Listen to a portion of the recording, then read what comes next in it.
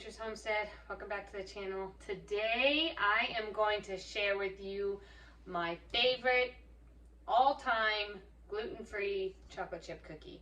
So I've tried a number of different cookie recipes, and the problem with gluten-free is that you never get a consistent product. So the other recipes that I tried, sometimes they'd make a great cookie, and sometimes they would make a cookie that was flat as a pancake, and I just couldn't figure out why. I was always using a gluten-free all-purpose flour, which was fine. The taste was good. It just wasn't giving me a consistent product. And so I started searching for something different and how I could get these cookies to always rise and be these nice, perfect, round, puffy cookies. And one thought came to me out of nowhere was I needed to add more xanthan gum to my all-purpose flour. So I did that. And actually, my cookie did really well using an all-purpose flour, but they just seemed to not be quite right. And that's when I just kind of created out of my own head this recipe, and it's actually not using an all-purpose flour at all. It's using two different kinds of flour, an oat flour because it gives a really nice chewy texture, and a brown rice flour because it's really mild and it helps it to crisp up. So it was giving me the perfect texture and the perfect taste, building my own flour instead of using an all-purpose flour, and I'm going to show you how to do it. Okay, to make these cookies, I am going to use my KitchenAid stand mixer, and if you don't have one of these, then you can go ahead and use a hand mixer. That's no big deal. I think I say this in every video, this literally is the workhorse of my kitchen. And so if you can budget for it, if you have a list like I do of Homestead equipment, kitchen equipment that you would love to have and purchase, this needs to be something high on your list because I literally use it at least once a day, but pretty much multiple times a day. I love my stand mixer. Eventually, I'd love to get an even bigger one, but this was the one I'd gotten for my wedding as a gift, and it is well loved and well used. So if you don't have one, it's okay. Just use a basic hand mixer. But we're going to start with one cube of butter. So that's a half a cup, and I am using just a normal salted butter.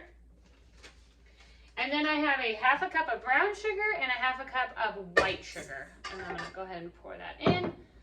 Turn this on and beat it until it is nice and fluffy.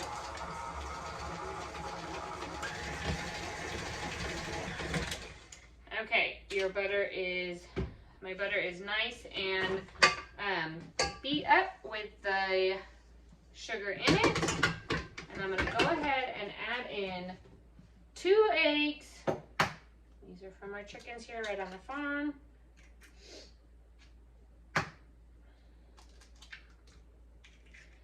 And I'm going to add in a teaspoon of vanilla. What I love the most about this recipe is you do it all right here in your stand mixer. So it's super easy.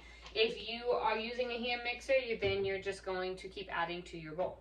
So I'm going to go ahead and beat this up until it's all nice and mixed.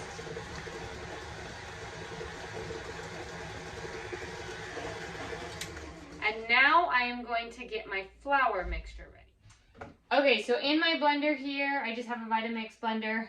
You can use a food processor, or I would say a food processor or any kind of blender to blend up your oats. If you have a food mill, that would work too. I have a cup and a half of oats here, and these are just gluten-free rolled oats.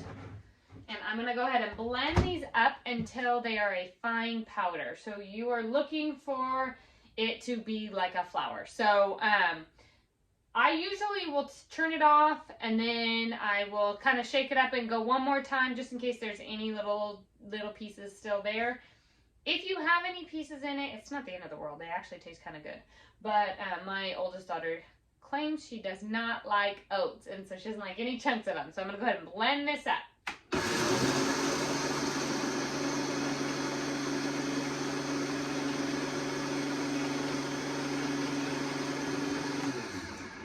I can see on the side here that I have some chunks still, so I'm going to shake it and go again.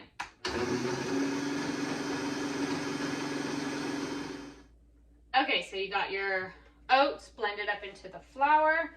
You're going to go ahead and add that right on in with your butter and egg mixture. I have 1 cup of brown rice flour here. I'm going to add that in. I'm going to do 1 teaspoon of xanthan gum. Since you are not using an all-purpose flour, you really cannot skip your xanthan gum. So that is your binding agent in all of your gluten-free products. Without gluten, you need a binding agent, and xanthan gum does that job. So if you skip that, you will have flat as a pancake cookies. Most all-purpose flours have it in it for gluten-free. But I did find that when I was using an all-purpose flour to make my cookies, I needed to add actually more xanthan gum, even though the mix had it in it, because they would just flatten out without it. Okay, and then I'm going to do a teaspoon of baking powder. I'm going to do a teaspoon of baking soda. And a teaspoon of salt. So this is a really easy chocolate chip cookie recipe, and they make the best cookies. I actually brought them the other night to a friend's house that had a bunch of people over, and I just brought them for everyone. I doubled the recipe, and I got so many compliments on the cookies, and when I told them they were gluten-free, they were like, really? They didn't even know. So, okay, now you're just going to turn this on and blend it all up.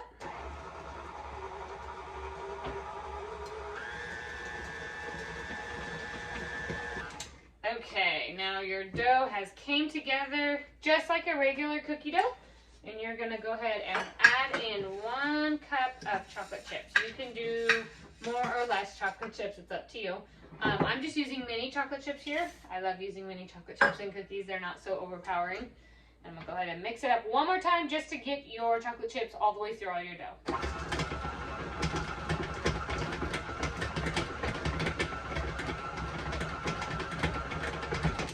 Okay, now here is my secret step.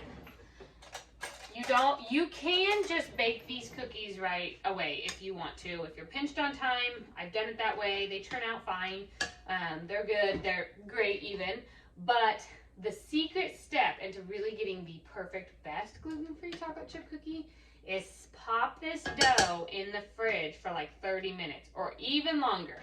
The longer it sits, the better it gets. And I'm not exactly sure why. I don't know the science behind it. I just know that it happens. It gets better as it sits. So I am going to pop this in the fridge for 30 minutes. And then when I get back, I will preheat my oven to 350 and we'll get these out on our baking sheet. Okay, so these have been in the refrigerator for about 30 minutes. And now I'm just going to take about 2 tablespoons, that might be about 1 tablespoon of dough, roll it into a ball, and flatten it out a little bit, because if not, they're gonna puff up real big and not get round. So they don't have to be super flat, but just a little bit. And I'm gonna go ahead and stick them on my cookie sheet. Now, if you wanted to do this ahead of time, you could actually do this stage. Get them into little pucks like this and put them in your freezer. And then you could have cookies whenever you wanted. All you have to do is go ahead and bake them. So that would be a really nice treat and way to go. Okay, so I'm gonna put them about 2 inches apart on a baking sheet. I have my oven preheating right now to 350. And we are gonna pop these in the oven for about 9 minutes. You're gonna see the sides get crispy a little bit, but the centers will still be nice and chewy and soft. They make the most delicious cookies there are, especially gluten-free.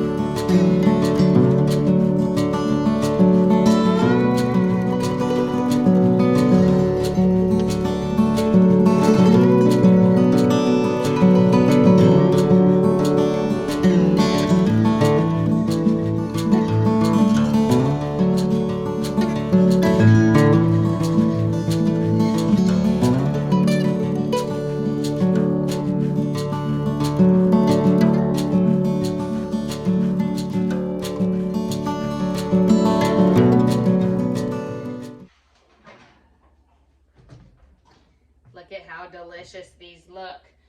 I have never had gluten-free cookies that are rounded and plump like this and stay plump. So the problem that I was having with the all-purpose flour is that they would, once they came out, they like deflated. These don't deflate. They are so good. So once they come out of the oven, you want to just take them right off and let them cool on a wire rack. Whoops. And let them cool. You can eat them warm, but give them just a second to not be piping hot, and enjoy them with a big old glass of milk. Share them with your friends. Even your non-gluten-free friends will not be able to tell the difference. So I hope that this was helpful for you today, and I hope that you go out and make yourself some cookies for the holiday season coming up, and we'll see you next time. Take care.